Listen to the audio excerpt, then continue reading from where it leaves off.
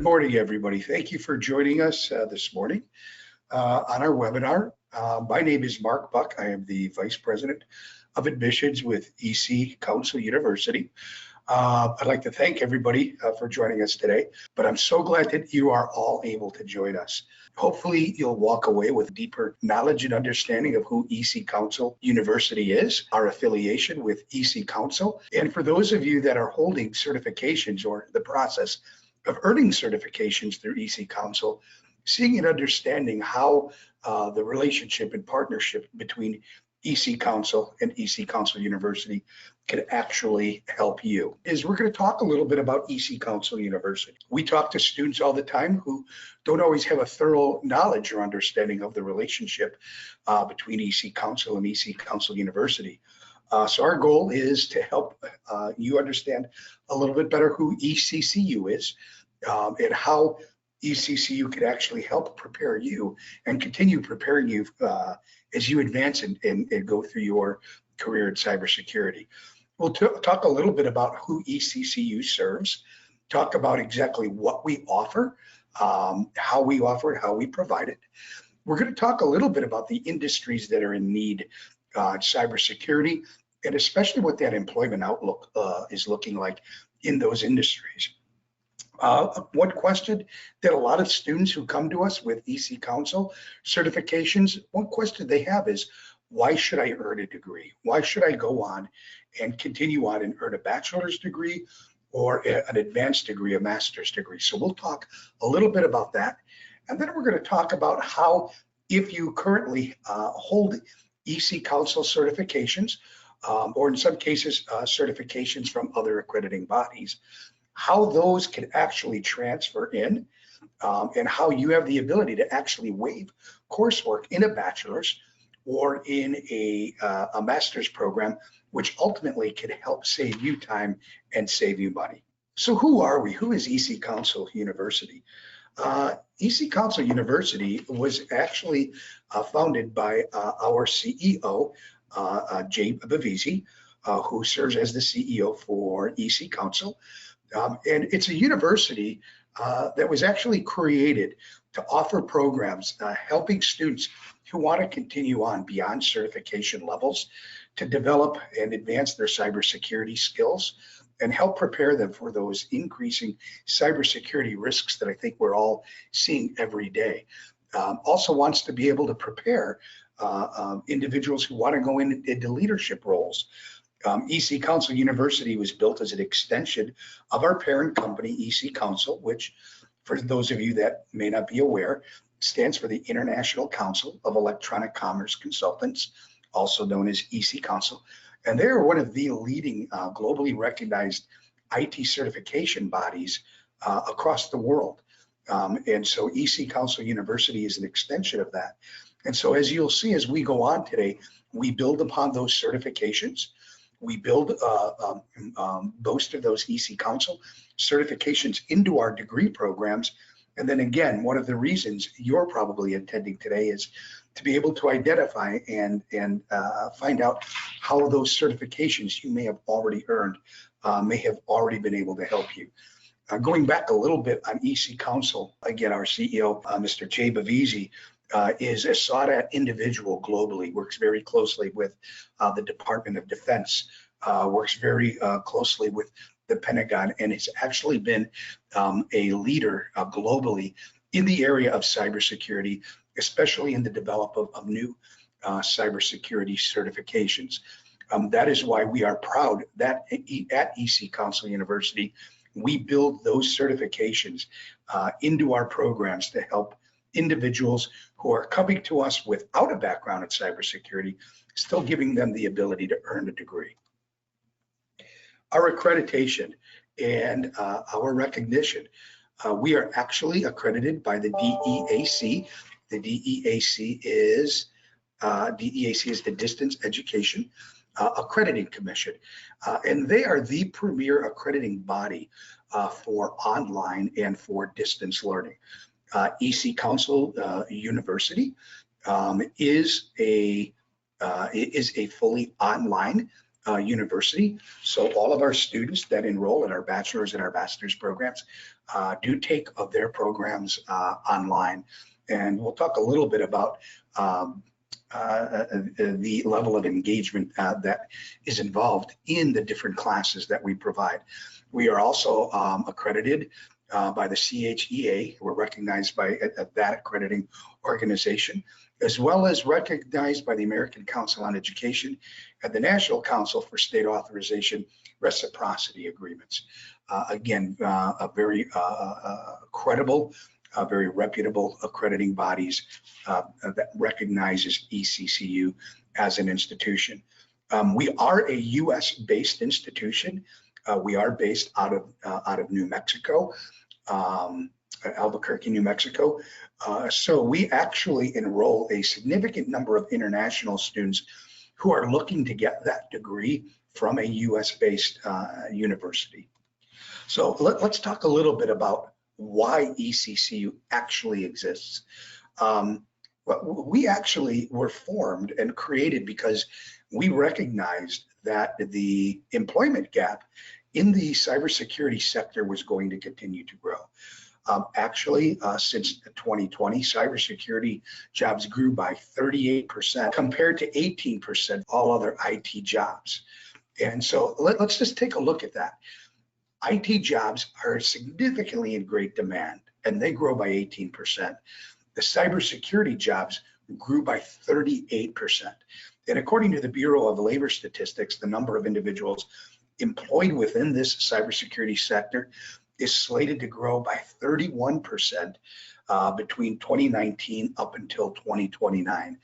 And that rate exceeds the average for all other occupations.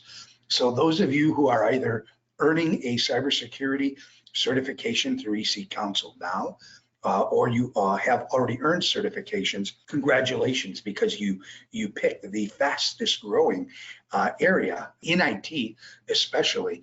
And so the job market continues to look very well. So recognizing, working with companies, organizations, government agencies, we recognize that labor gap was going to continue to grow. We also recognized EC Council was working with many of their partners, that many partners were going to require bachelor's degrees and master's degrees if individuals wanted to continue advancing their career with their organizations. So we made the conscious decision as an organization to be that premier provider of those programs to able to assist students prepare for those, but again, also to help fill this significant employment gap that exists. Cyber attacks, where are they and how are they happening? Every day we can see attacks of where they're happening and how they're happening, whether they're happening through phishing. I think not a week goes by where I don't get an email that looks very suspicious, looks as if it's coming from one of my supervisors or one of my colleagues, only to find out they didn't really send it. Ransomware strategies, that continues to be a more frequent form of cyber attack.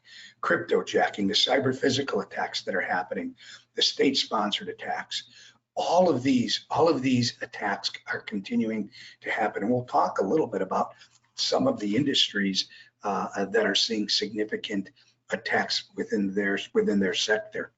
So, the trends and the threats, and I don't want to go through all of these. Many of you are already working or preparing to work in the industry and in the sector. So you obviously understand the significant importance of having the ability to counter cybercrime and the threats that exist. These threats continue to grow and continue to increase. And why do they continue to grow and increase? Well, it's happening a large part due to the advancement in technology and innovation. I think we can all agree that anytime we see an advancement in technology or innovation, along with that is going to come an increased risk. So as that technology and the innovation continues to increase, we will continue to see those threats happening from a data and an information vulnerability perspective. Right, the need for ethical hacking to be able to help prepare organizations protect their data is absolutely critical. I can tell you, I was personally a victim of a cybercrime, checked into a hotel, and then I was notified by the hotel that their information had been breached, and myself and approximately 500 other guests had all of their data and all of their information compromised. The digital landscape is changing, allowing employees to work remotely. Just looking with the onset of COVID, that happened several years ago. Just the need to allow people to work more remotely and work from home has created a significant new level of threats with relation to cybercrime and the need to protect data. Just setting up protection measures for employees, giving them the ability to work remotely is critical. What's interesting is when you take a look at the amount of damage from a financial standpoint that cybercrime actually inflicts, I myself was astonished by some of these figures. First of all, a computer hack happens on average globally every 39 seconds. But in 2021, the damages that were inflicted due to cybercrime were estimated to be at $6 trillion. Okay, and that infliction of cybercrime is expected to grow by 15% per year over the next 5 years, ultimately reaching $10.5 trillion. And just trying to put that in perspective, that represents the greatest transfer of economic wealth in history. That is more damage that's inflicted from natural disasters, and it's more profitable than the global trade of all major illegal drugs. So I want to pause for a second there, because again, if you think about it, right, the damages that are inflicted due to cybercrime, those damages actually measure more than all natural disasters combined, and more than the profits from all major illegal drugs. So obviously, the need to counterattack cybercrime is key and is critical.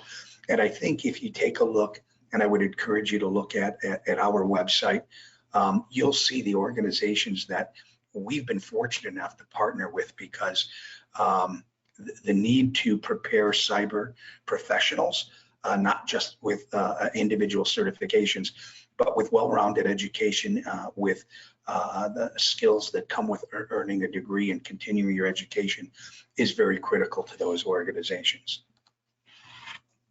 What are the industries that are in need of cybersecurity? Well, I think one of the most obvious ones is banking, right? Anytime there is the ability to compromise financial information or financial data, it's going to be lucrative for cyber criminals. So banking obviously is very critical. Healthcare, if you've gone into any medical facility or a hospital, recently, you'll notice that everything now is done on iPads or laptops. If you go into the emergency room, you'll have somebody come in and wheel in a laptop to get your information. All very, very critical information. So healthcare has become a targeted industry and a targeted sector for cyber criminals. E-commerce, I don't think a Saturday or Sunday goes by where I don't see an Amazon truck at least a dozen times on my street where I live. So just the level in which we conduct our business, both professionally and commercially, as well as individually, as individual consumers, has grown immensely. So just that e-commerce industry is really critical. Manufacturing, what a lot of individuals don't recognize is that when COVID hit, and the manufacturing of materials was on the decline, the need to conduct business with manufacturers electronically increased significantly. So manufacturing, automotive, I know somebody that actually works for GM in Detroit, Michigan, here in the US. And just the technology that is being developed to interface with somebody's phone while they're in their car is creating a whole new area of vulnerability that automotive manufacturers need to look at and take into account. Hospitality, I shared my own personal experience, but anytime you're in a restaurant, you're in a hotel, and you're utilizing your credit card, all that information is being acquired by those vendors. State and federal, local government agencies. We all know that that's a prime target for cyber criminals trying to get into those government agencies to access information.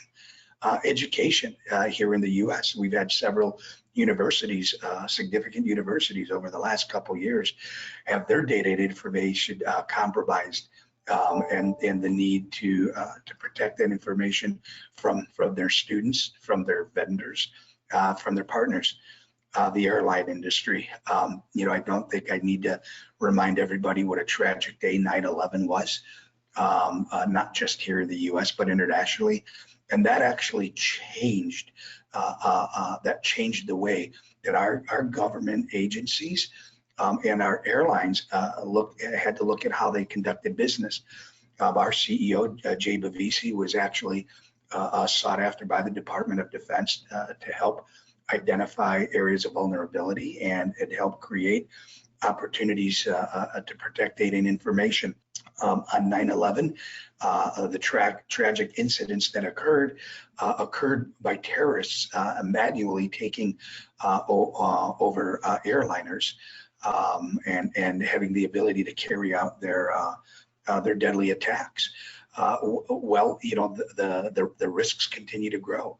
And it's not far-fetched to think that at some point somebody could take control of an airliner electronically. And so obviously staying ahead of that curve and trying to make sure airlines are protected is another very, very critical industry. And then mobile communication. I don't think I need to elaborate on that, right? Anywhere, anytime we use one of these for whatever reason, whether we're sending a text message to one of our children or our significant others, mobile communication just continues to an increased need for cyber professionals. So what are those in-demand careers, right? Many of you, as I stated, either earning or have earned a certification through EC Council. So what are those career opportunities that you're preparing for? And there are some associated salaries with these career opportunities. Security specialist, incident responder, security administrator, vulnerability assessor, cryptographer, security manager, chief information security officer, information security analyst, security auditor, forensic expert, source code auditor, penetration tester. So I think one of the questions that you need to ask yourself is, what kind of career do I want to start in? Do I want to enter the industry in? But then also, what are positions that I want to advance my career in? And what are those positions that I need to start preparing for now? And in many cases, that preparation is obtaining at minimum a bachelor's degree, or in some cases a master's degree. And we're going to talk a little bit about that and how we can help prepare you for those opportunities. I talked a little bit about who we are. I really would like to encourage you to look at our website. I think when somebody asks me, who is ECCU? Who are you as an institution and a university? I always like to let our alumni speak for ourselves. I was at Albuquerque, New Mexico, conducting some student focus groups about 2 months ago. And what was so interesting was every one of those students in that focus group actually started by coming to simply earn an individual certification through EC Council. They wanted to enter into the field. They were working with an employer that wanted to get an additional certification. So they came to EC Council to earn that certification. And then once they earned that certification, they recognized the need and the value of going on in their education and obtaining a bachelor's and an advanced degree. So when somebody asks, who are we? We're our alumni. That's really who we are. We let our alumni speak for ourselves. We let our alumni talk about the skill sets and the competencies that they earned while they were students at EC Council University and the difference that education has made for them. So again, I would please encourage you to look at our website after today's webinar and see what some of our alumni has to say. I think the other thing that we're very proud of is our faculty.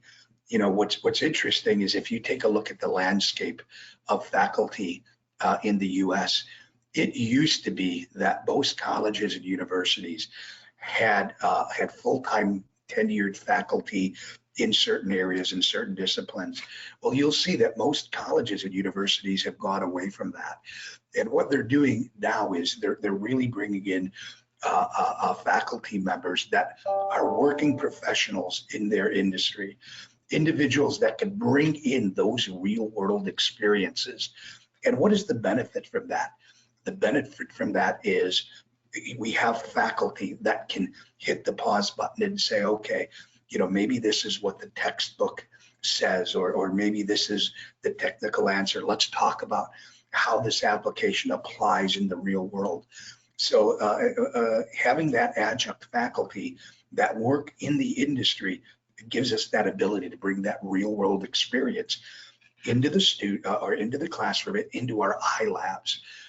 And what that does is it really prepares our graduates that when they get out there and they're working in the field, or as they continue to advance in the pursuit of their education, they're able to come in with that real world experience. So why earn a degree? Maybe I have one certification, maybe I have three, but maybe I'm already working in the industry. I'm happy, I earn a good salary. Why earn a degree? Why go back and look at continuing on and earning a bachelor's in cybersecurity or a master's in cybersecurity or computer science?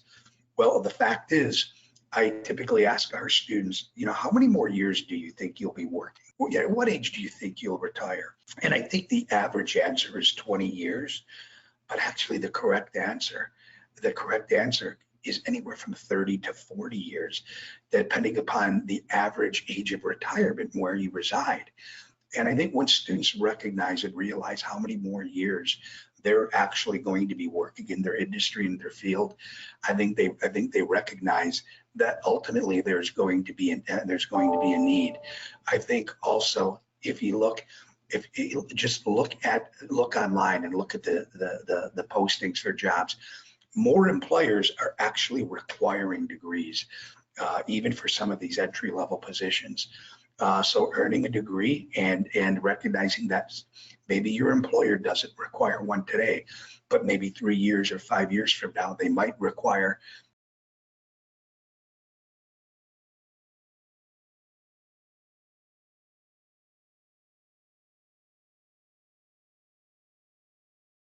Advancing is going to require you to have more credentials and have a greater level of skill sets and competencies. So earning a degree helps prepare you for those more advanced positions and leadership positions. Right, a lot of the certifications provide the technical aspects, but when you're leading a group, when you're leading a small team, a working group, when you're leading a department, right, there's certain leadership skills that an organization is going to require you to have. And those leadership skill sets and competencies aren't always things that you learn from a technical aspect when earning a certification. You know, obviously, when you earn a degree and you're preparing for advanced positions, you're increasing the potential for increased salary levels. The other opportunity is you actually develop a wider networking opportunities. One of the things we're very proud of is many of our students and our alumni, once they graduate, they continue building those network opportunities as alumni with students that they were able to work with, companies they were able to communicate with while they were students. The other thing is it gives a more well-rounded education. It provides a deeper knowledge in cybersecurity. While certifications provide the technical aspects, going on and earning a bachelor's or a master's in cybersecurity actually allows students to learn a deeper knowledge in cybersecurity and continue that development. It provides a larger employment opportunities with other employers. The other thing that earning a degree does, it really challenges and helps develop critical thinking skills, right? We talked about the real world scenarios that our faculty brings into the classroom and into the labs. So you're going to have the ability to continue developing those critical thinking skills. And then the last piece really is it's preparing you for the future. As I said, I think one of the questions each of you will need to ask yourself is, how long do I plan on working until I retire? And if a degree is going to be required, if not now, at some point, how am I preparing myself for that? So what are the offerings that EC Council University provides? Well, the first program that we offer is we offer a Bachelor's of Science in Cybersecurity, and it's a degree completion program. So this is designed for individuals that have started their education but have never really finished. And it's an opportunity for a student to come in, pick up where they left off, and continue on and complete their bachelor's. There is a requirement of having at least 60 transferable credit hours in order to start the degree completion program. But we're going to talk a little bit about that because some of your EC certifications will actually count towards some of those credits, and you'll have the ability to waive those. We have a Master's of Science in Cybersecurity. So it's a master's that continues to build on somebody that has a bachelor's degree. The nice thing about our master's in cybersecurity, you do not have to have a bachelor's in cybersecurity. You could actually have a master's in accounting or in finance. We have many of our students who work in the banking and the finance industry, which we talked about a short while ago. So they come to us with bachelor's degrees in non-cybersecurity programs, and they can pursue a Master's of Science in Cybersecurity. We recently just rolled out, we're excited that we rolled out a Master's of Science in Computer Science. And the difference about our Master's in Computer Science is we actually focus on exploring blockchains, artificial intelligence, and robotics, something very unique in a Master's in Computer Science that you will be hard pressed to find in other master's programs in computer science. Why? Because the areas of blockchain, artificial intelligence, and robotics play a key role in cybersecurity. So while it's a master's in computer science, there's a very, very strong foundation in cybersecurity foundations and principles. We also offer graduate certificate programs in a number of areas, and this consists of taking 3 courses that we bundle together that help earn a certificate, a graduate certificate, in one of the following areas: information security professional, security analyst, enterprise security analyst, digital forensics, incident management and business continuity, and then also executive leadership in information assurance. It could be that maybe you already have a bachelor's and maybe you're not looking to go on for a master's, but there might be other certifications that you're looking for, other courses that you want to take. So we do offer non-degree certifications for individuals that are looking to continue to building upon their skill set and building upon their development. So let's talk about what our requirements are. So for a master's degree, graduation requirements are students need to complete 36 credit hours at a 500 level with a GPA 0.0 or better. They must have a satisfactory grade of a B- or higher. All degree requirements must be completed with 1.5 times of the program length, and then 67% of the course from the first term of when the student enrolls towards the ending of the program. 67% of the coursework must be completed at EC Council University. And we're going to talk in a minute about some of those credits that can transfer in. Very similar for a bachelor's degree requirement. The students must complete 60 credit hours of the coursework, cumulative GPA of 2.0 or better, and then they must have a completion of 120 total semester credit hours. So as I had stated earlier, students coming in are required to have a minimum of 60 credit hours. We'll accept up to 90, but they must have a minimum of 60. So by completing the 60 hours in the bachelor's degree, along with the 60 that they're bringing in, they'll complete the required 120 semester credit hours. And again, we'll transfer in up to 90, which is where we see a lot of our EC Council students using those certifications to transfer in and waive coursework. Let's see, a satisfactory completion, again with a B- or better, and then very similar to the master's, completing the program within 1.5 times the program length, and then completing at least 67% of the coursework with the university. So let's talk about transferring credits. Let's go ahead and let's take a look at the most predominant certifications that are earned in EC Council, and where and how those can actually equate into course waivers at EC Council University. Highlighted in red are the 3 most basic and the most popular certifications that we see students coming in with, right? And that's the CEH, that is the CND, and the CHFI. So if you have earned a certification in one of those 3 courses, if you follow with me from on my screen from my left to the right, what you'll be able to see is the course equivalency at the bachelor's level, as well as the master's level, that those certifications can count towards. So if I have earned a certified ethical hacker certification through EC Council, and I'm transferring into the bachelor's course, or the bachelor's program in cybersecurity, I can waive out of the CIS 404. I have to have a recognized grade.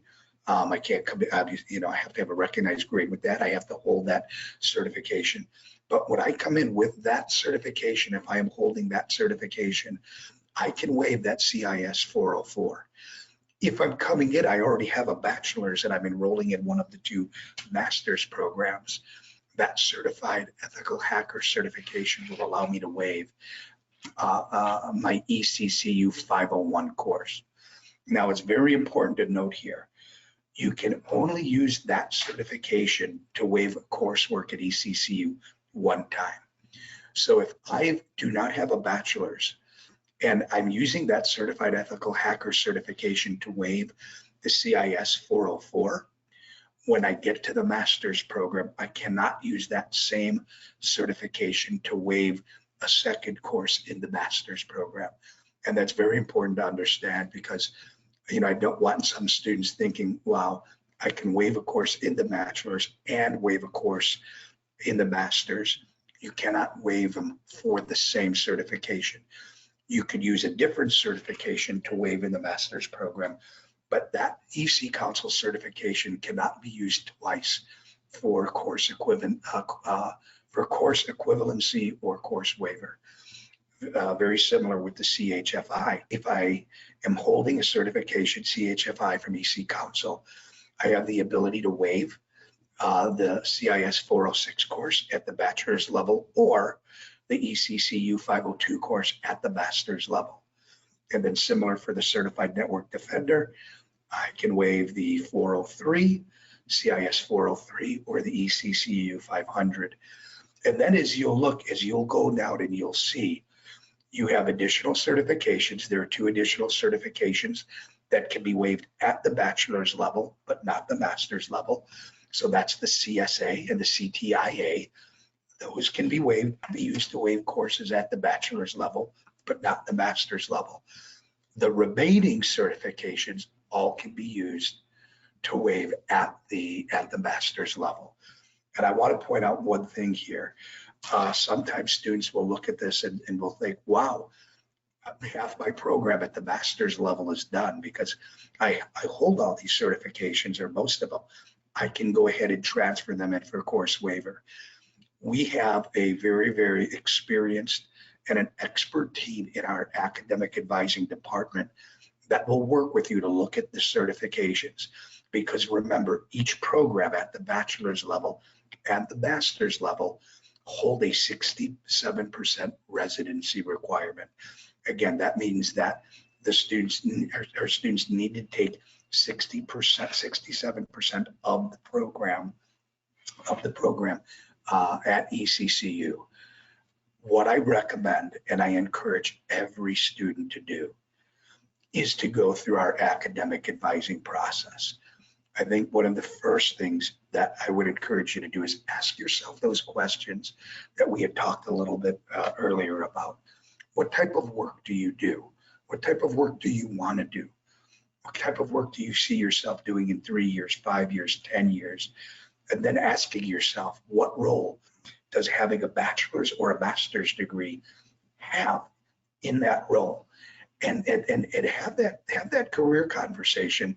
I'm sure all of you have a support system in place. That support might be your employer. It might be somebody in human resources at your employer. It might be your supervisor. It might be your spouse or your significant other.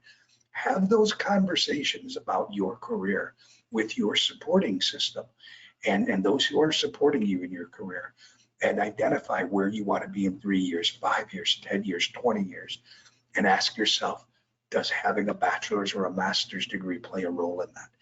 If it does, then I really, and I strongly encourage you, speak to one of our enrollment advisors. They can help you walk through the process. They can help walk you through how we can evaluate your certifications. We also provide credit and waivers from other accrediting body certifications, and there's too many to actually list on one screen here. So we do recognize certain certifications from other accrediting bodies other than EC Council. So if you hold those certifications, other accrediting bodies, I would encourage you still speak to one of our enrollment advisors. I have met with students who thought they would be lucky to get 60 credit hours to transfer into the bachelor's, only to find out that we were actually able to transfer in closer to 90 because some of the certifications and they have.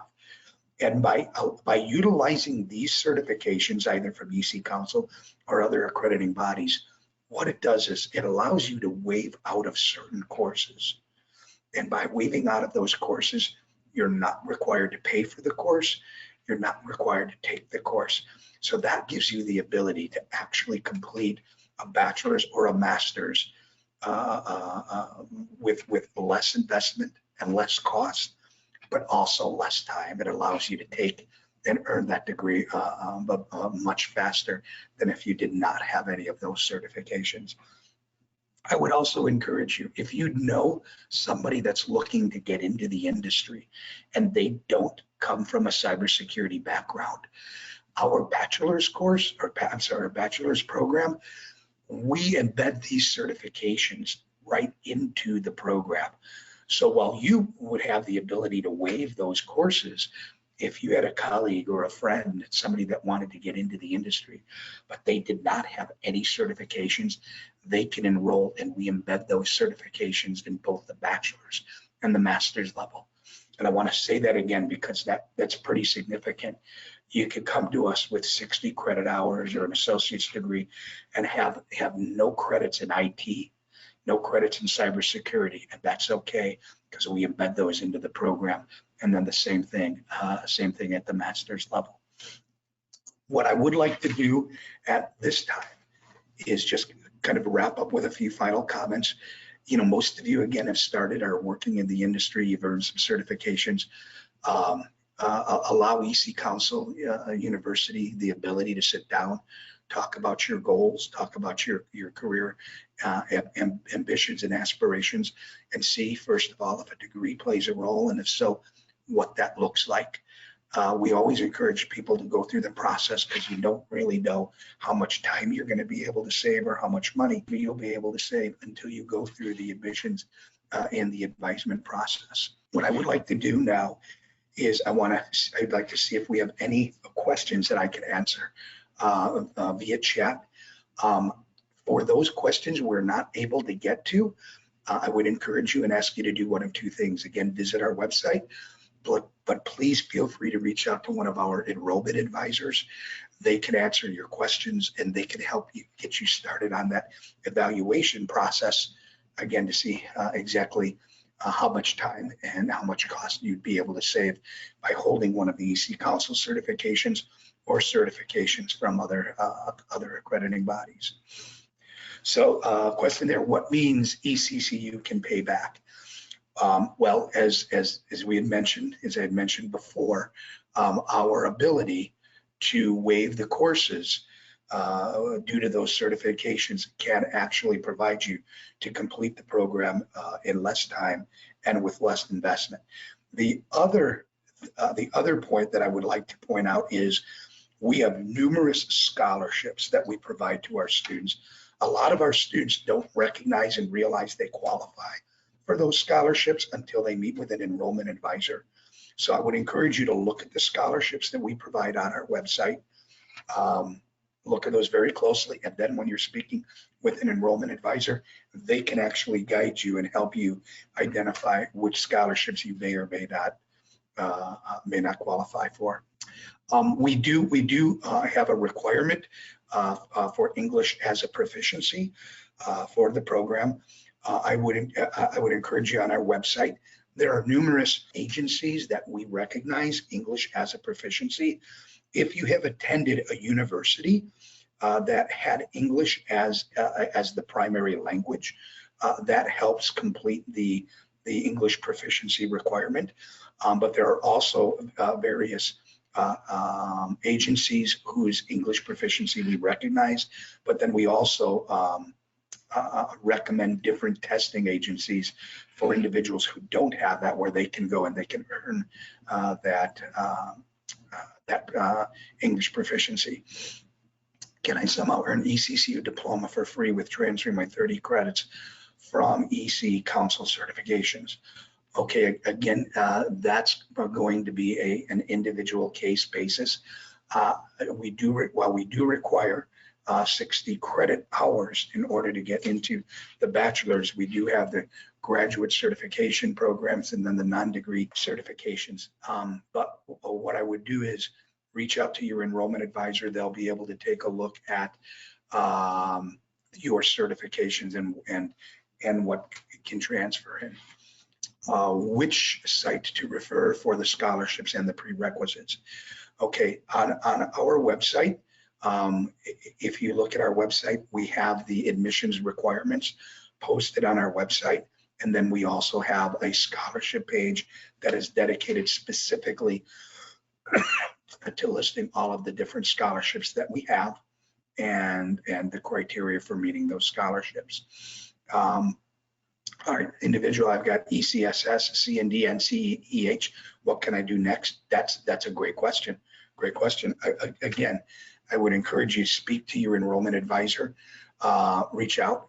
Your enrollment advisors can go through each of the programs. So if you're interested in the bachelor program, they can go through the entire course listing of all the courses that you'll be taking in the program, as well as giving you some idea, like we covered earlier, which courses can be waived. For a master's degree in cybersecurity, we only need to see NDSH, or are there other additional requirements? Again, if you take a look at the master's degree online, you will see that you will actually earn more certifications than those that you just listed. Again, I would encourage you, I would speak with an enrollment advisor. They can look at those certifications you have and go through the courses you'll be able to waive.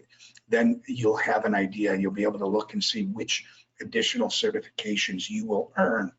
Because again, you'll earn more certifications while you're in the master's program, aside from the certifications that you are transferring.